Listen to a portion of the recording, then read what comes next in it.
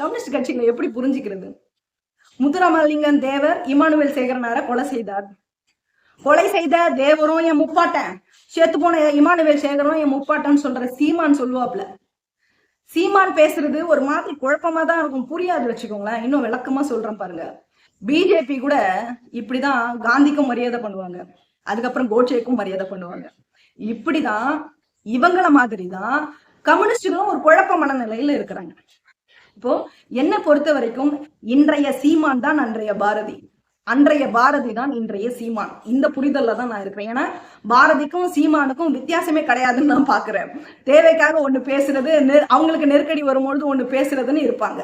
அப்போ கம்யூனிஸ்ட் கட்சிகள் பாதி உண்மைன்னு சொல்றாங்க. அப்போ முழு உண்மையை எப்பயா சொல்லுவீங்க? பாதி உண்மைன்னு சொன்னீங்கல்ல, அப்போ மீதி உண்மையை சொல்லுங்க. அது என்னன்னு நாங்களும் தெரிஞ்சுக்கிறோம். பாரதிய திட்டினா RSS காரனும் வரான் வீடியோவுக்கு கீழே கமெண்ட்ல, கம்யூனிஸ்ட் காரனும் வந்து திட்டுறான். இதுக்கு நான் ஒரு பழமொழி சொல்லணும்னு நினைக்கிறேன். தென்னை மரத்துல தேல் கொட்டுனா பனை மரத்துல நெறி கட்டணும் ஒரு பழமொழி இருக்கு. அந்த மாதிரி தான் கம்யூனிஸ்டுகள். இவங்க எல்லாம் அம்பலப்படுத்த வேண்டியவங்க தான்.